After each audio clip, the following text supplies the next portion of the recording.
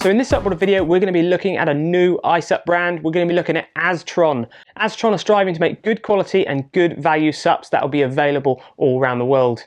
Now, before we get into this video, I'm going to remind you to check out the new SUPboarder website, where you'll find loads of great SUP content, obviously, but also loads more information about the boards. There's slider ratings, and there's also a reader's survey, which is really important that you can take part in. Even if you haven't used these boards before, it's really important that we hear what you think about the boards, and also then we can feed that information back to the brands to improve the boards for the following years to come. These three shapes from Aztron are definitely the all-round shapes for family fun and first-time paddleboarders. The specifications for all the boards: the smallest board, the Lunar, is 9'9" long, 32 inches wide, 6 inches thick. Because of that, it makes the volume 270 litres. It weighs 9.5 kilograms and it retails at £399 and euros. Jumping up in size, we've got the Mercury, which is 1010 by 32, same width as the Lunar, 6 inches thick, 306 litres in volume, 10.5 kilograms in weight, and retails at £439 and euros. And last but not least is the big boy, is the Titan. It's 11'11" long, 32 inches wide, 6 inches thick. Brings the volume in at 320 litres, it weighs 11.5 kilograms, and it retails at £469 and euros. And all the boards come with the iSUP slot box fin system. So for a new brand, Aztron have come out with quite a big range of iSUPs and hardboards. If you just check out their website, a very clear, easy to run through website, loads of information on this. If you want to find out more about the products, go and check it out on the website.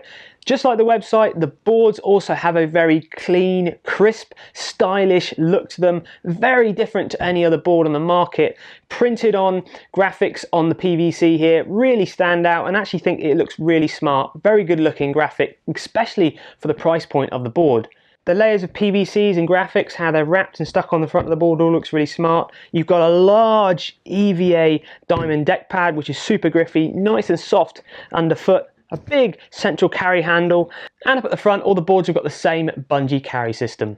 So these Aztron boards are really coming in at a very competitive price point on the market. And not only that, they are a board that is also built with a double chamber construction. Some of you might be aware of it, some of you might not be. A double chamber board is where you have an internal chamber that has a separate valve to the external part of the board. That's why there's two valves on this board. So you have to pump up the double chamber to 15 psi, and then you can pump up the outer chamber as well. A few other more expensive brands have double chamber boards out there, but none of them are at the competitive price point to these Aztrons. So what are the benefits to having a double chamber board? Well, there are some safety benefits. If you've got a puncture in the outer rail, the internal board wouldn't deflate and you would be able to get back. But really for us, it's more of the extra stiffness that the board gains. When we put these boards through our deflection test, which is where we put them on a gap of 1.5 meters apart, and we put a weight of 75 kilograms in the center, and then we measure how much the board bends or deflects. We've done it with all our iSUPs so far. When these boards are pumped up to 15 psi, they dropped 16 millimeters, which is a very respectable drop. The stiffest boards in the market at the moment drop 7 millimeters, and the most flexible boards in the market drop 25 millimeters. So it's quite a big range there, and you can see it sits nicely in the middle of that. But really for the overall weight of the board, they are really quite stiff. The more material you put on the board, the stiffer the board will become, but then obviously it weighs more, and then when you're transporting it down to the beach or the water's edge, it becomes a bit harder to do that. So if you're looking at these three boards, which sort of board should you be looking at? The 9'9", the 10'10", or the 11'11"? Well, it's quite an easy way to understand it. The bigger the rider, the bigger the person, the bigger the board should be. The larger board, the 11'11", is going to take more weight, up to 115 kilos sort of person. Quite easily is going to be able to paddle this board. The nice thing about the Titan still being 32 wide is it's not too wide, so it doesn't become really slow to paddle. It's still got enough glide, and it's really easy to paddle in a straight line. Moving down in size in that, you've got the Mercury 1010. It's still the same width as the Titan, so a good amount of stability there from side to side. It's going to suit riders up to about 95 kilograms quite comfortably, but it's a little bit more maneuverable.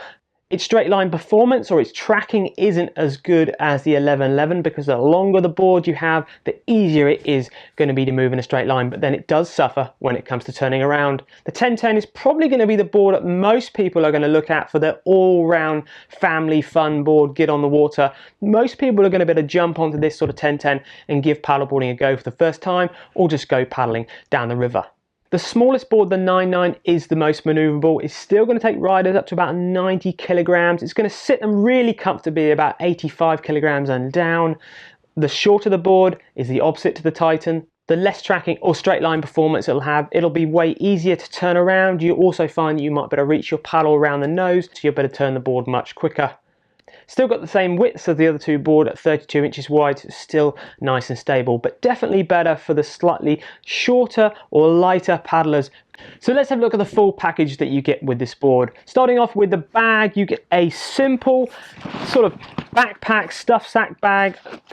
Got shoulder straps, slightly padded, no padding around the back there, no wheels, very stripped back. It fits the board in nice and easy. You're going to be able to put it in the car and transport it from the car to your house. It's not really designed for long distance walks. There's some more expensive bags out there, but it will do the job and keep your board protected, and you'll be able to transport it around. So looking at the paddle it comes with a very basic but nicely finished Aztron 3-piece aluminium paddle. Easy adjustable, so lots of people with different heights can use it. Packs down nice and small, and the blade shape isn't too big, and it's nice and stable in the water. The fin you get with the packages are all branded up Aztron logos. It's a slot box fin. The great thing about these fins now is quite a lot of iSUP brands are using them, so you can find spares pretty much all around the world. It's a very simple system, slides in, nice easy clip that you can clip in and out. And the nice thing about the fin box being nice and flexible is that when you roll your board up, it's nice and easy to pack your board down really small. The pump it comes with is a double action pump, so it pumps on the upstroke and it pumps on the downstroke, and then when the pumping gets hard and you start to get a bit of build up in your arms and you can't pull up anymore, you can take the valve out and just pump on the downstroke, making the pumping really easy, and a nice Aztron color-coded built-in pressure gauge at the top. This sort of pump easily gets the board up to 15 psi, and I really like the way it's all branded and color-coded like the boards. And for me, one of the nicest things you get with this package is the Aztron leash. It's definitely, without a doubt, the coolest leash I have ever seen in a medium cheap price point package. Really funky colorways, really nice Velcro, very grippy. It's just a really nice leash, and I have been using it on other boards that we've been testing, just going and grabbing this leash and going paddle with it. I haven't used it in the surf. Coiled leashes aren't ideal for surf stuff, but I think for a bit of light surf, 1 foot catching your first waves, it will probably do that as well. So who do we think these boards are best suited for? Well, definitely somebody getting into paddling for the first time, or somebody who's maybe got a hard board and they want to just have a iSUP just to pack down and put in the car and go paddling wherever they want. Sizes wise, if you're a bigger rider, you're going to be looking at the 1111. Mid-weight riders up to about 95 kg will probably be looking at the 1010, and the lighter, smaller paddlers will be looking at the 9.9. So to finish off with pros and cons and value for money. Well, pros, you've got a lot of board that looks very, very good for the money. I really like the leash, the pump, the paddle is acceptable at the price point too, but definitely the graphics and the finish of the boards is really good, and definitely Aztron have given us some boards that are very different from other boards on the market.